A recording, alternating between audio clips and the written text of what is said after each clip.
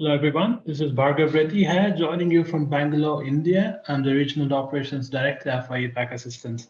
I'm here with our Director, Paul Collier, joining us from Singapore. Paul will be taking us through a few emerging issues in Asia Pacific region, starting with East Asia Pacific.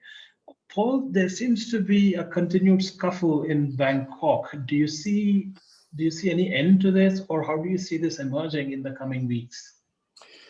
Look, I think in the coming weeks, months and years, it's going to be extremely interesting.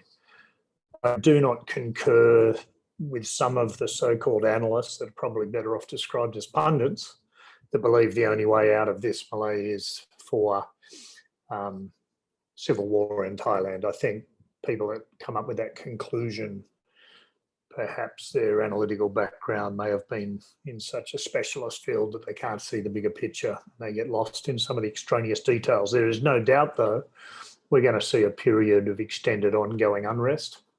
Obviously, today there were pro-democracy protests in and around the Muang Thonburi police station. Also, student union leader and pro-democracy activists Panosaya announced the protest details through social media. So there's still an extensive use of social media, as well as there was pro-democracy group Kanaratadon of the People's Party called for a last-minute protest outside the Payatai police station. Obviously, there are groups in true Thai fashion. Groups pop up like new bands in Korea. This one, We Volunteer, WeVo Guard group last night, and a total of 19 leaders were arrested following a police crackdown. What we have to, though, do is keep a level of sobriety. There's clearly despite the change of leadership in the royal family, the monarch continues to be extremely popular. There were massive pro-monarchy and pro the former king gatherings, pro-monarchy gatherings on the weekend.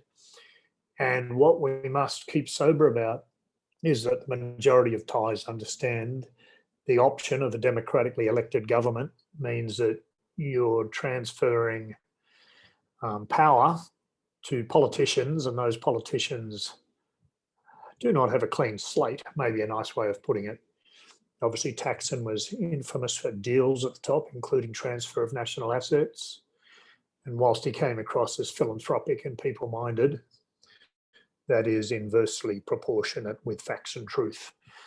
He was found transferring assets, demanding assets be transferred from the state into the coffers of companies owned by him.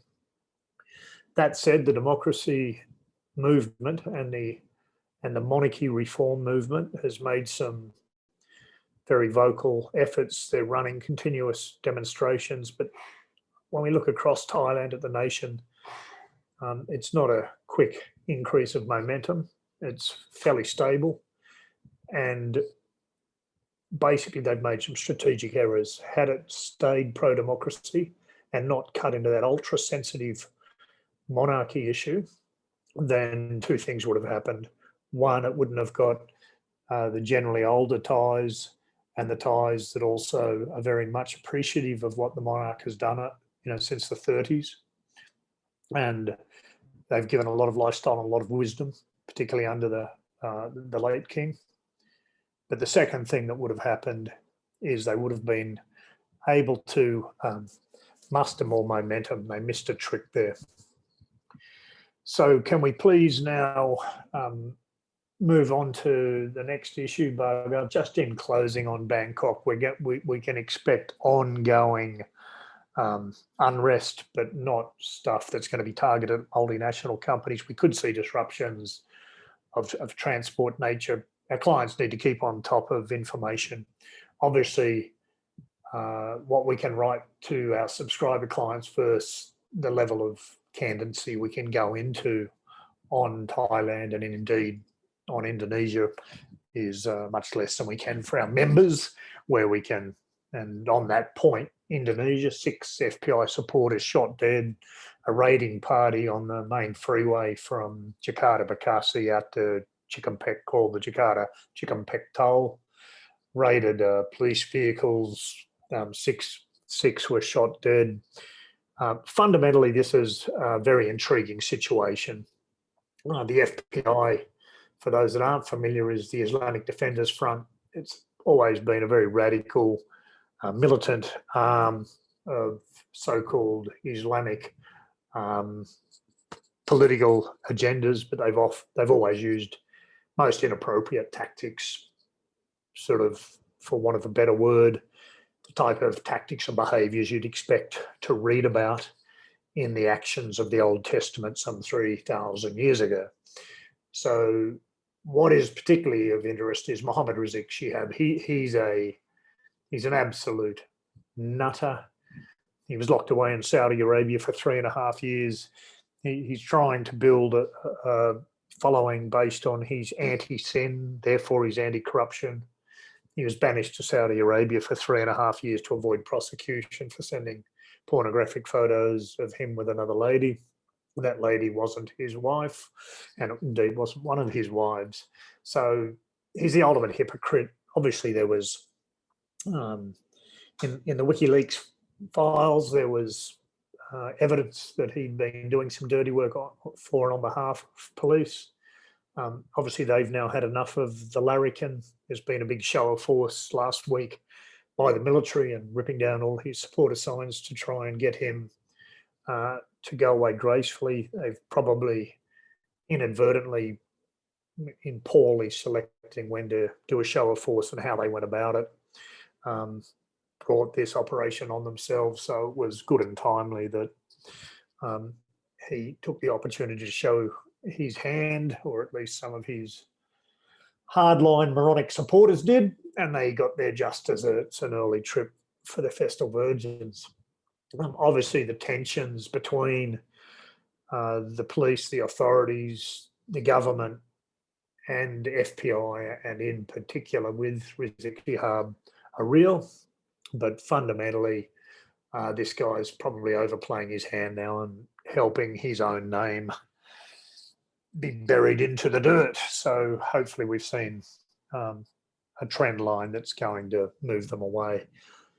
Obviously, we're doing a members briefing next week, but that members briefing is going to be all about the more complex power dynamics, of which Rizik Shihab, he's only one puppet, and there's some master puppeteers out there having a wonderful shadow puppetry event to try and seize power for financial gain purposes.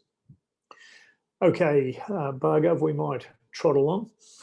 So obviously the New Caledonia situation continues. Violence has again erupted over the sale of the nickel plant in New Caledonia. For those of you not familiar with where that is, it's in the Pacific Island directly east of Australia, between Australia and Fiji.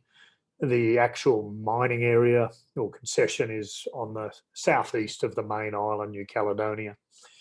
And it's the native people there are hard islanders called the Kanaks. They're also a large Kanak population in Australia that were imported for cane fields. And they're famous in Australia for being very talented on the rugby and Aussie rules fields. And I guess what's happening in the mining area now is fairly simple.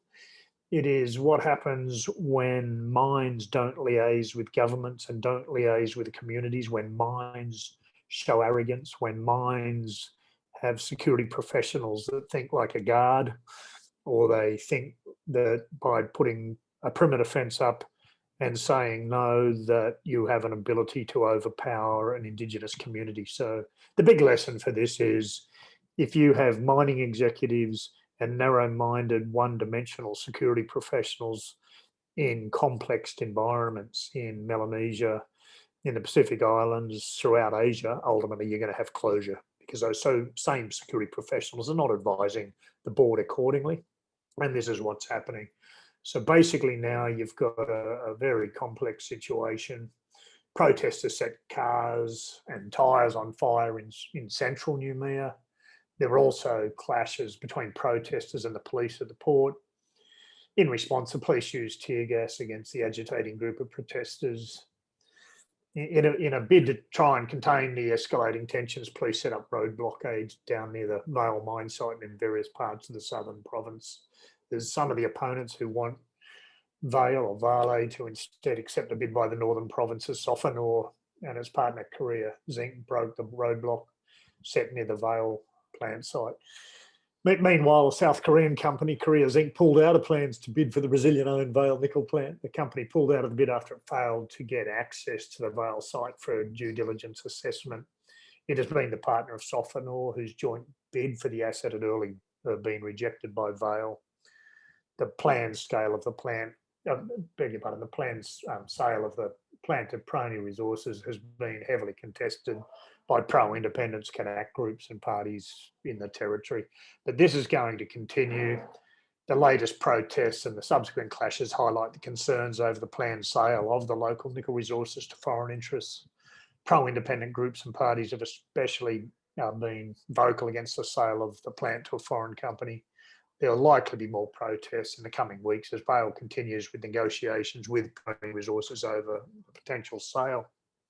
In short, companies that think security templates, think physical security in the complex nature of tribalism, tribal conflict, Indigenous affairs, are basically always doomed to fail. We've seen it time and time again throughout Papua New Guinea, even in South America, in Africa, throughout Asia Pacific and the Pacific Islands in particular, and especially across the Indonesian archipelago. If companies are getting physical security one-dimensional people rather than developing complex community policing and community liaison programs, and for the companies that scoff at those comments, they're the kind of people that need to be eradicated from security outside of Western countries where it's all very much within their capacity and capability. Anything else you want me to cover off on Southeast Asia today, or on East Asia Pacific? Not really, Paul. I think you have covered most of the issues we have assessed today in our roundups. Thank you very much for joining us. You can reach us at info@apacassistance.com to inquire more about our services, primarily subscription services for information services and our membership services, wherein you can get deeper insights like the one you heard from Paul today. Thank you.